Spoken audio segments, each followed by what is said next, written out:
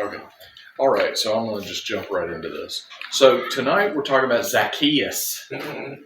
I was really in the mood to do like read some scripture thing, and I was like, Lord, what do I need to talk about? And he just kept highlighting the story of Zacchaeus, and I was like, okay. Sing that song. That's Zacchaeus And so that's all we're going to do tonight is just sing that. Oh, all right. So the story is Luke 19. So we're going to jump to Luke 19. I'm just going to make a statement so I don't say it every time because I feel like people are annoyed by it. But if I don't tell you the translation that I'm talking out of, we're just going to default to New King James. That's what I'm always going to be using unless I say I'm doing something else. So I'm not going to tell you what version I'm using right now. Because we know. Because you know. Okay, here we go. I like a heads up though, because when I'm reading along and then it's not what you're saying, I'm like, are they reading the Word of God? It's not New King James, maybe not. Some would argue. All right. Then Jesus entered and passed through Jericho. Now behold, there was a man named Zacchaeus, who was a chief tax collector, and he was rich. And he sought to see Jesus, who Jesus was, but he could not because of the crowd, for he was of short stature. So he ran ahead and he climbed up into a sycamore tree to see him, for he was going to pass that way. And when Jesus came to the place, he looked up and saw him and said to him, Zacchaeus, make haste and come down, for today I must stay at your house. So he made haste and he came down and he received him joyfully. But when they saw it, they all complained, saying, he has gone to be a guest with a man who is a sinner. Then Zacchaeus stood and he said to the Lord, look, Lord, I give half of my goods to the poor. And if I've taken anything from anyone by false accusation, I restore fourfold. And Jesus said to him, today salvation has come to this house because he is a son of Abraham. For the Son of Man has come to seek and to save that which is lost. And this is a fun story, just period. But when you get into it, it's really, really, really interesting. It's pretty short story as far as it goes. But when you start breaking down all these pieces, it's really fascinating the nuance that Jesus takes. And when we think about like why Jesus saved a lot of people, you know what I mean? And so why is he highlighted in the Bible? And I believe it's these nuanced moments is why this story is highlighted. So what we're going to do is we're going to kind of go through and we're going to look at a couple things. But first, what we're going to do is we're going to look at the very first line, verse 1. And it says, Jesus entered and passed through Jericho. And what's interesting about that is you read about Jesus passing through Jericho, and it's very specific in the way it says it. And what's interesting is when you look into what Jericho is, we know Jericho, the walls fall down, all that kind of stuff. Well, in Joshua chapter 6, there's actually a moment where Joshua makes a statement over Jericho, this fallen city, and he says, anyone that builds up this city is going to be cursed. And so Jericho is a cursed city. This is a city that is cursed, and anyone that builds up this city will have this curse that Joshua talks about in chapter 6 of Joshua. And very interesting, But the point is, it's a cursed city.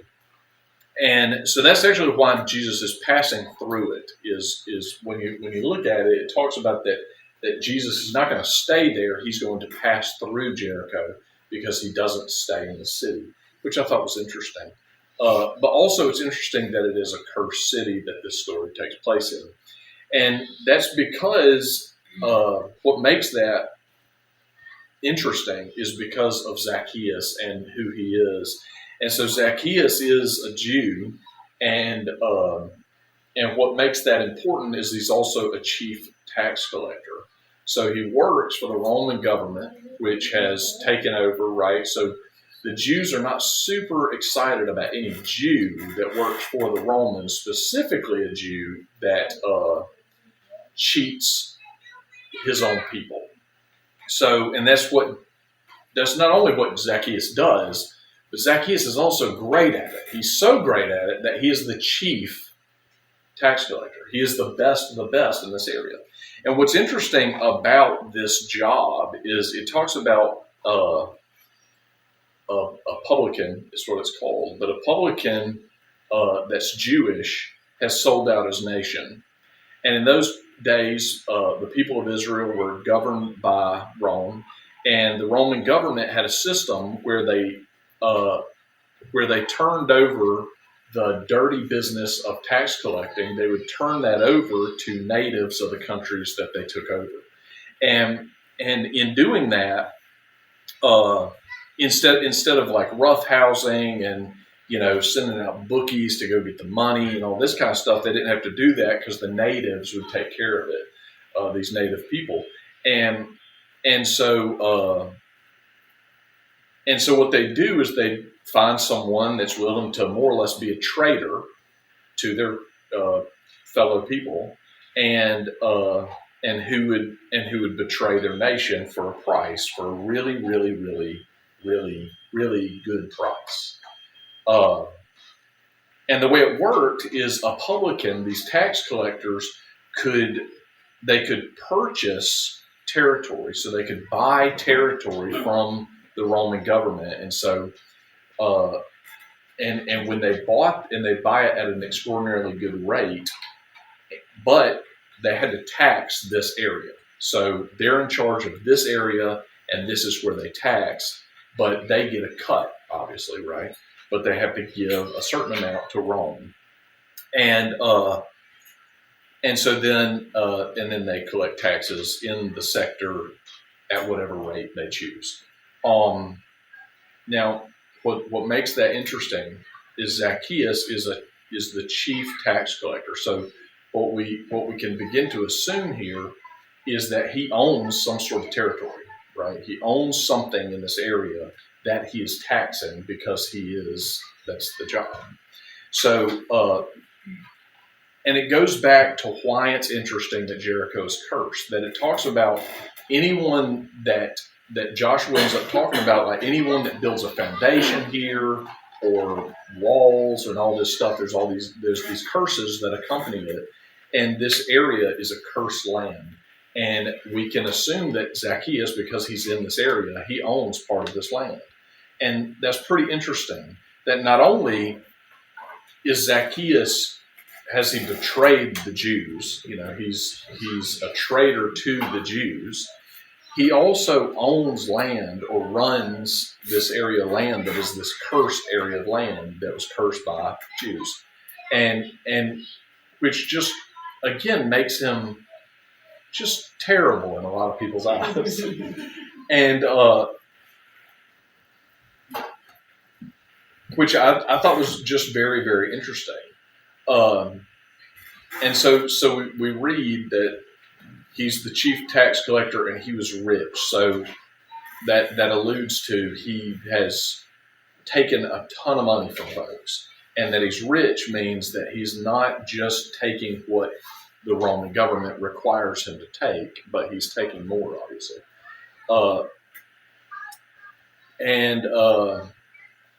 So he ran ahead and he climbs a sycamore tree to see him, for he was going past that way.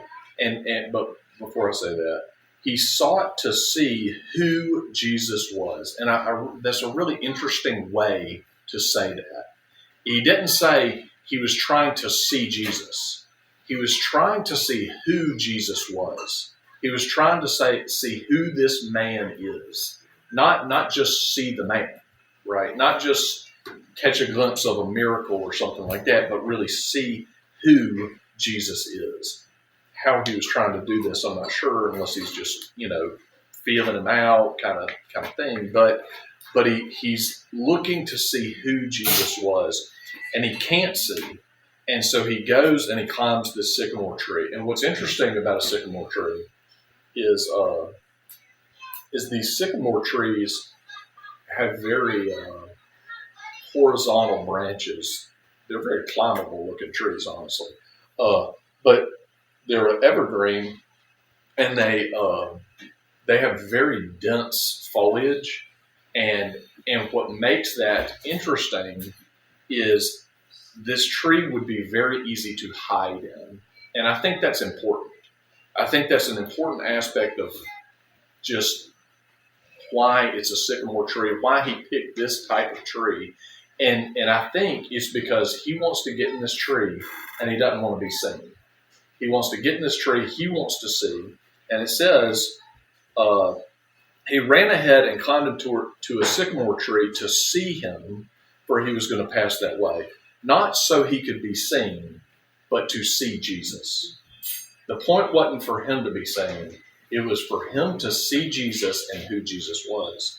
And so I believe that in this moment that Zacchaeus climbs this tree, and the intent is for him to be hidden in this tree. That he's in an odd vantage point. He's not walking right up to Jesus. You assume he could have pushed through the crowd and got right up to him, but that's not what he does. He's in this tree, and I have this very, I don't know, like imaginative, view of what's happening, and in the reality of what's happening in Zacchaeus' mind. And Zacchaeus, in this area, he is not a super well-liked guy, right? People don't like him, specifically Jews. They don't like him. Jesus, believe it or not, is a Jew. And so just, because Jews don't like him, he's kind of like, well, what's going to happen? And so, but he wants to see him. And there's this moment where Zacchaeus is in this tree, and these limbs can be, pretty big. And then the foliage on top of that, so you literally could lay on a limb and be borderline invisible up there. And so he's sitting there, and Jesus walks underneath this tree to such a degree that it says that Jesus had to look up to see him, that Jesus looks up to see him. And in that moment, that Zacchaeus could not breathe. That in that moment, Zacchaeus is like, oh no. He sees me, but he sees me for more than who I am as far as outward appearance. He knows who I am. Like, this is Jesus. And he looks up, and Zacchaeus is like, okay, here goes. This is where the rubber meets the road. And at one point, the Roman government comes to Zacchaeus and says, hey, look, we have this proposition for you. We've got all this land. You can buy it for this much money, but you're going to have to tax the people that live on it with you. And Zacchaeus, they didn't trick him into doing this. He knew what he was doing. He knew, okay, well, then I'm going to be hated, and I'm going to betray my people, and I'm going to do this. I'm going to cheat all these folks that are my fellow Jews and all this, and that's the decision I'm going to make. I'm going to intentionally make this decision because this is a good amount of money. And so his motives are not righteous. How he got to where he is not good. And Jesus looks up at him, and in that moment, Zacchaeus has to have like a trillion things going through his mind. And Jesus says to him, Zacchaeus. And at that point, he probably almost threw up. And then he says, make haste and come down, for today I'm going to stay at your house. That Jesus doesn't reprimand him, doesn't say, you are a terrible Jew. And everyone look at this example of what not to do with your life. That's not what he does. He says, Zacchaeus, come down, hurry, because I have to go into your house, which again is just not something Jesus ought to do. This is a bad idea for Jesus to do as far as public relations. And you see in this moment that Zacchaeus is like lit up. So it ends up saying that Zacchaeus, Jesus says, make haste. And so he made haste and came down and received him joyfully. And so there's this moment where Zacchaeus wanted to see who Jesus was. Not see him, but see who Jesus was. Who is this Jesus that everyone's talking about? How is this Jesus? And he's in this tree, and in this moment, he's not judged, he's not spit at or anything like that, or called names or anything like that, or told to go away or anything like that. He's told to come down because we're going to your house. He's brought in. That's so powerful. And Zacchaeus, you see in his reaction that he makes haste and he receives Jesus joyfully. That in this moment, he realizes who this Jesus is. That he set out to see who Jesus was. And in this moment, he saw who Jesus was. And so he comes down and everyone starts yang about it, right? And they're all like, oh my gosh, look, he's going to go be a guest with this sinner. He's going to go to this sinner's house, and Jesus does. And he goes in, and they're setting up everything and sitting at the table or whatever. And Zacchaeus stood up, and he said to the Lord, look, Lord, I give half of my goods to the poor. And if I've taken anything from anyone by false accusation, I restore fourfold. And Jesus said to him, today salvation has come to this house because he also is the son of Abraham. And you know what's interesting here is Jesus didn't have to say, Zacchaeus, the way you live and what you do is evil, and you are a terrible, terrible Jew. And you need to turn your life around. He didn't have to say that Jesus had to show Zacchaeus who he was, who Jesus was. And in that moment, Zacchaeus could see who he was, right? That he realized this is not who I'm called to be. Y'all know what I mean? That in that moment, seeing who Jesus is, Zacchaeus realizes who he's supposed to be. And he says, you know what? I'm not supposed to be this greedy person that gets rich off of the misfortune of all these folks, but I'm going to pour out my blessings onto these folks. And at that point, you know, if Zacchaeus is this landowner, man, you want to live where Zacchaeus owns, right? If you're not a landowner, you want to be there because he blesses the folks he's with. And so it changes this whole paradigm that is who Zacchaeus was. And how could it be that way? You know, how could it happen like this? And what makes it so fun is Zacchaeus looks up in the tree and he says,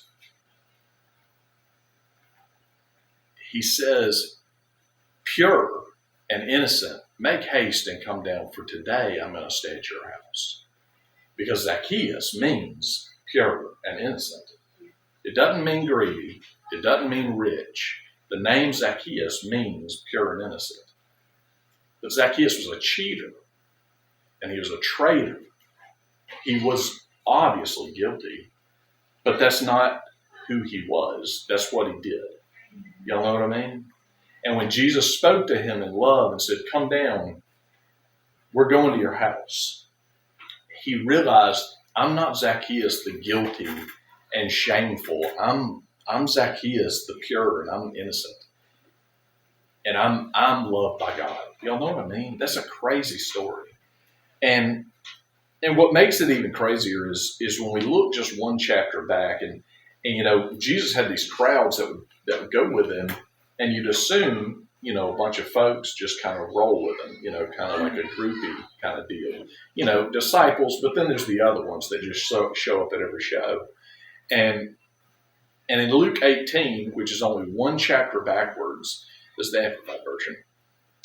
It says, he also told this parable to some people who trusted in themselves and were confident that they were righteous, that they were upright and right in right standing with God, and scorned and made nothing and made nothing of all the rest of men.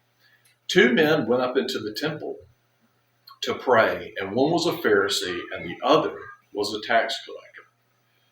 The Pharisee took the stand and began to pray thus before and with himself, God, I thank you that I'm not like the rest of these men, these robbers and swindlers, unrighteous in heart and in life, these adulterers, or even like the tax collector here. I fast twice a week, I give tithes of all that I gain. But the tax collector, merely standing at a distance, would not even lift up his eyes to heaven, but kept striking his breast, saying, O Lord, be favorable, be gracious, be merciful to me, the especially wicked sinner that I am. And then Jesus says, I tell you, this man went down to his home justified, forgiven, and made upright and in right standing with God, rather than the other man. For everyone who exalts himself will be humbled, but he who humbles himself will be exalted. And so in this moment, this group of folks that's running with Jesus, they hear this story. Literally, obviously Jesus doesn't stop and say, next chapter, that's not how it works. And, it could be a week later, who knows. But we assume that it's close in the timeline, relatively close in the timeline. And then he meets Zacchaeus. And what makes this such an interesting thing is God's this God of redemption, and Jesus is this man, this embodiment of God that is all about redemption, and he can redeem all. And I know I've said it before, but if it's not redeemed, if it's not made right, then it hadn't either. The 2 things are happening: either it hadn't been given over to God yet, or God's not done with it, right? Because he can redeem everything. But when we see this story about Zacchaeus, and Zacchaeus hears about Jesus, and he says, man, I want to see who this Jesus is. I want to see who he is. Why would he say that? And, you can assume that these stories of Jesus, they make it through the land, but you'd imagine, the stories of the disciples even make it through the land too. And that Zacchaeus has heard this story of this teacher, a teacher that has so much wisdom and authority in his voice, that some people even talk about that this teacher, that this rabbi, he may be the Christ, he may be the Messiah. And man, I've heard all about his disciples, and he's got fishermen, and he has a tax collector that's one of his disciples, that this teacher, this rabbi, this man that may be the Messiah, he's picked a tax collector to walk with him, to help him, in his ministry. And that had to inspire Zacchaeus to some degree, and be like, I wonder what he'd say to me. I wonder what he'd say to me. God, if I could just see, I wonder if the stories are true. Does he look at people in that way and see redemption in all people? If I could just see him and just see his heart, I think I could, get a hold of that. And Jesus does so much more than that all Zacchaeus wanted to do is see who he was. But Jesus says, hey, we're going to go have a party at your house, so let's go hang out. And that's the Jesus we serve. Y'all know what I mean? That's so amazing. And what makes it so amazing is Jesus uses Zacchaeus, and we hear that Zacchaeus is going to give all this money back and all this stuff, and even to such a degree that, hey, if I've swindled folks, I'm going to bless them 4 times the amount that I swindled from, and stuff like that. And so a blessing comes from this evil, right? This evil thing that was happening, this sin that was happening. God turns it around and says, well, I'll use it this way then, because now I've redeemed it. And so I want to read Romans 8, 28 through 31. This is also amplified. It says, We are assured and know that God, being a partner in their labor, all things work together and are fitting into a plan for good to and for those who love God and are called according to his design and purpose. For those whom he foreknew, of whom he was aware and loved beforehand, he destined from the beginning, foreordaining them to be molded into the image of his Son and share inwardly in his likeness, that he might become the firstborn among many brethren. And those he thus foreordained, he has also called. And those he called, he also justified. He acquitted, he made them righteous, he put them in right standing with himself. And those whom he justified, he's also glorified, raising them to a heavenly dignity and condition or state of being. What then shall we say to all this? If God is for us, who can be against us? Who can be our foe if God is on our side? And what's so interesting here, and I love this, that when we hook up with God, that in that moment, he can take everything from our past, and obviously everything in our future too, but everything in our past, and he can say, okay, I'll use all this. I'll take all this line of stuff that happened, and I'll make it right. And it's like, well, God, you don't, the story that, the testimony you were talking about, like, there's so many people that are like, oh, well, I messed up so hard that I don't know if God, God could never fix this, that I'm just too far gone, this kind of thing. And God says, no.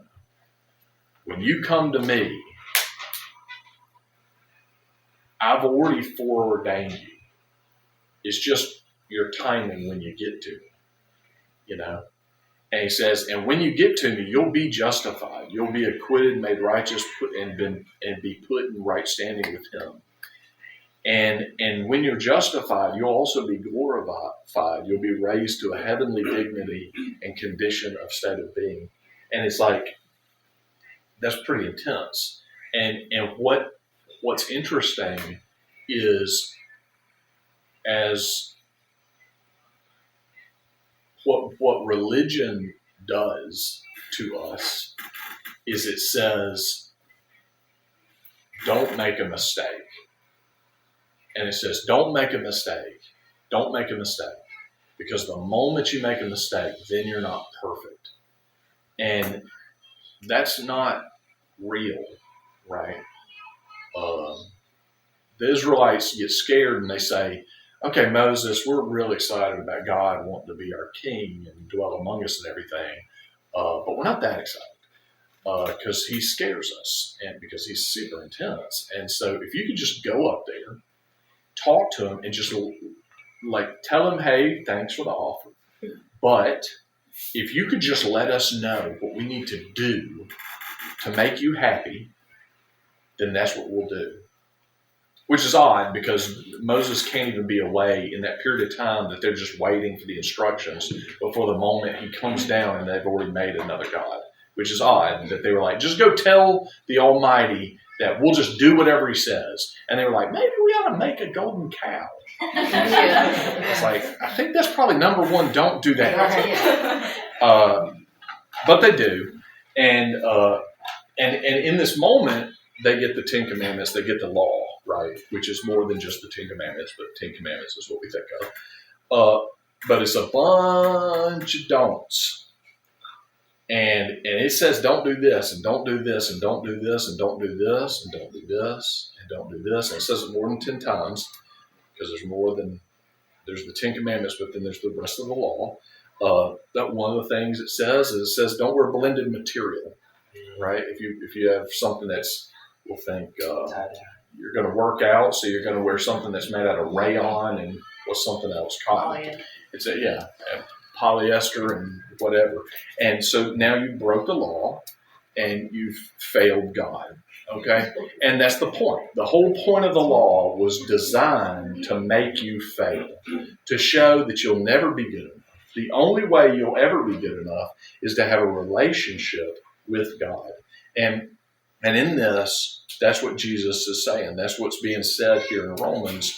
That hey, if you're ordained to do this thing, if you're destined to do this, if you're called to do this, then you will be justified. You will be righteous. And so in that, we have this. Jesus says, "Go out into all the world." Right? He doesn't give us a whole lot of rules. He says, "Go and make disciples." He says, "Go and tell the good news," and he doesn't say don't a whole lot. He says do, right? And what makes that interesting is we're so scared of messing up as Christians that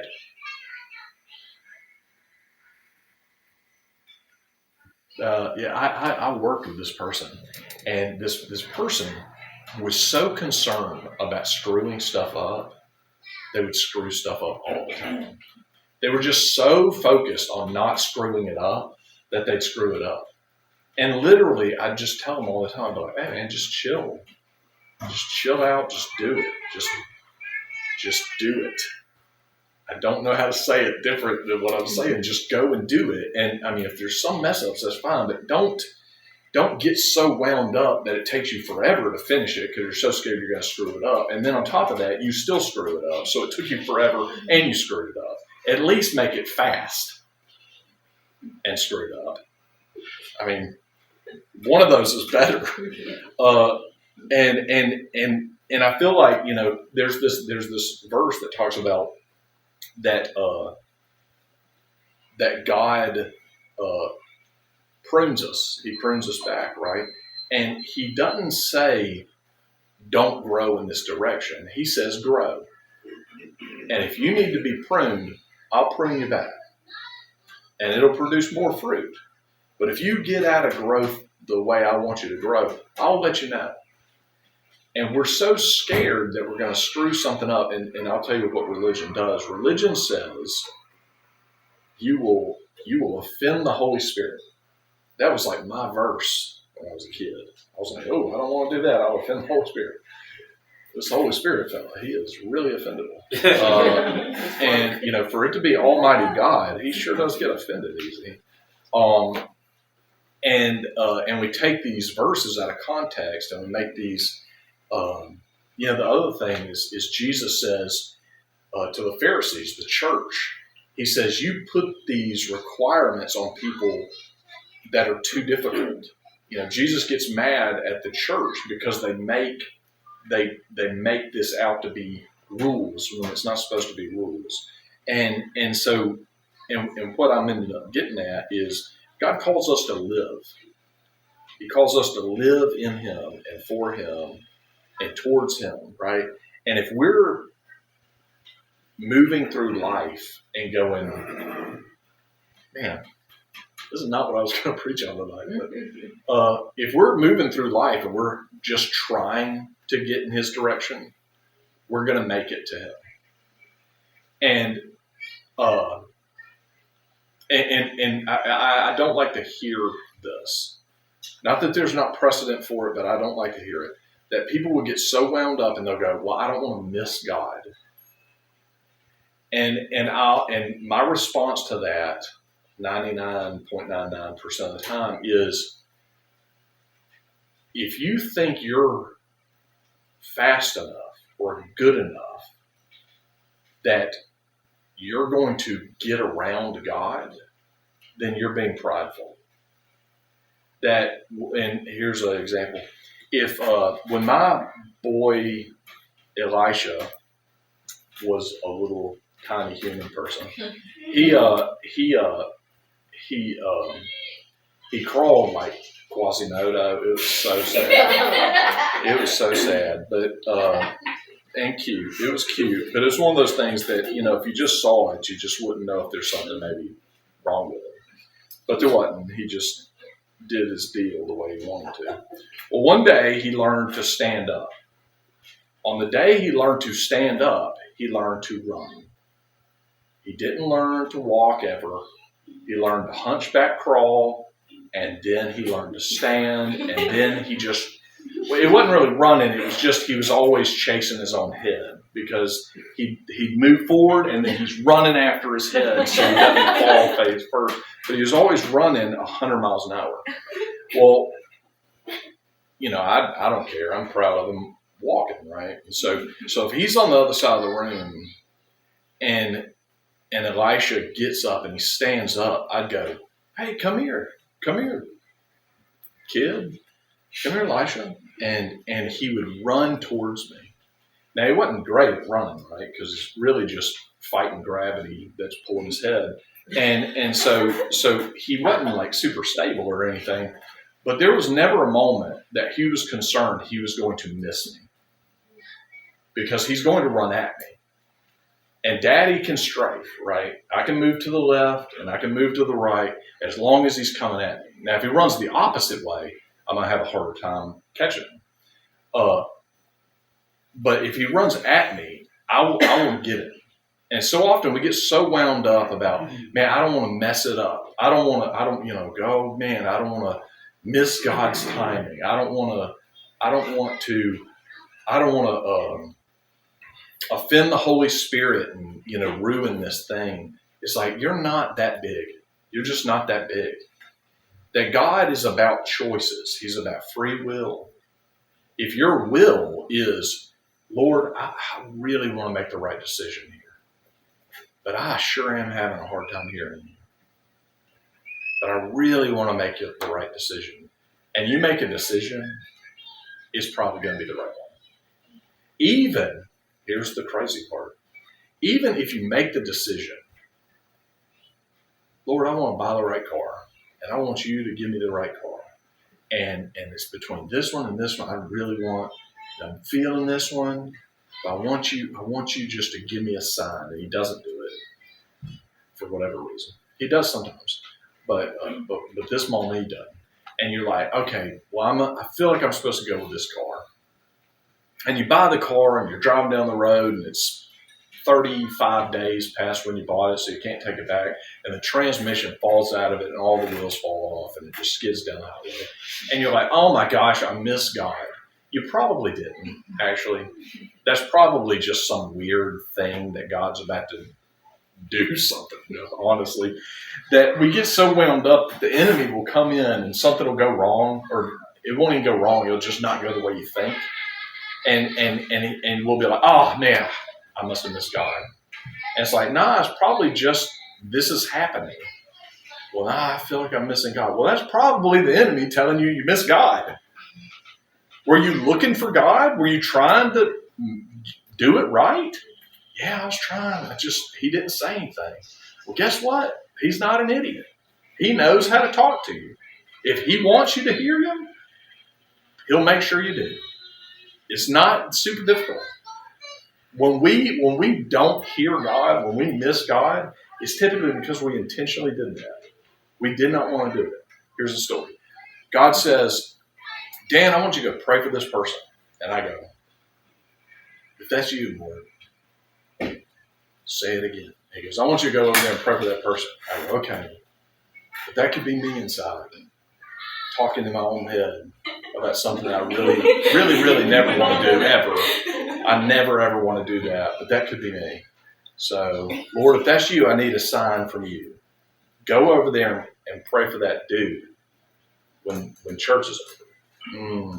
That sounds like my voice. Lord, I'm gonna need you to give me a sign. And then the song stops. This is a true story. The song stops that we're singing in church about. And I said, Lord, you're going to have to give me a sign. And the next song that comes up is, if you say go, I will go. And I go, nah. And I don't pray for this dude. I do not do it. And literally the dude walks out of the church, gets in his car and drives off. And the second it happens, I'm like, Lord, I'm so sorry. I intentionally disobeyed you, but pretended like I was stupid. I'm so sorry. But it was totally me. That was totally me. It wasn't, maybe that was me. Oh, I missed God. Oh, oops. No, that was me intentionally not listening to the Lord. And the thing is that, and I say all that to say that even our past, like even the junk in our past, the worst things that we've ever done, God goes, it's okay. I'll use that too. I need your mourning, and I'll turn it into joy. And I need your ashes, and I'll turn it to beauty. But I do need it. You're going to have to hand it to me. And then I can mess with it, and guess what? It turns to beauty. It's amazing. It's redemption. And so in this moment that Zacchaeus has made all these choices, they're not good choices. He's rich. He's made such bad choices. He is the chief of bad choices at this point. And he's also rich off his bad choices. And in that moment, Jesus doesn't have to go, you made a bunch of bad choices, you need to repent and turn away. He didn't have to say that because he just showed Zacchaeus who he was, and Zacchaeus turns and immediately repents. And all of a sudden now, this is just God's plan. Now all this thing that was meant for bad is now turned into something that is turned for the kingdom. And so in all our walk, we have to have a mind that's big enough to say, God will fix it. God's got it. It's okay. God's got it figured out. That even though this is not fun, that even though this moment in my life is junky and I don't understand how this could ever fit in a plan of a good God, it will fit in the plan of a good God. It doesn't matter how bad it is. It literally doesn't matter how bad it gets that God goes, I'll redeem them. It is so crazy. It's just so crazy. I just can't even explain it. I don't even explain it well. But anyway, that's the fact. That's the truth. That's the end. That's it.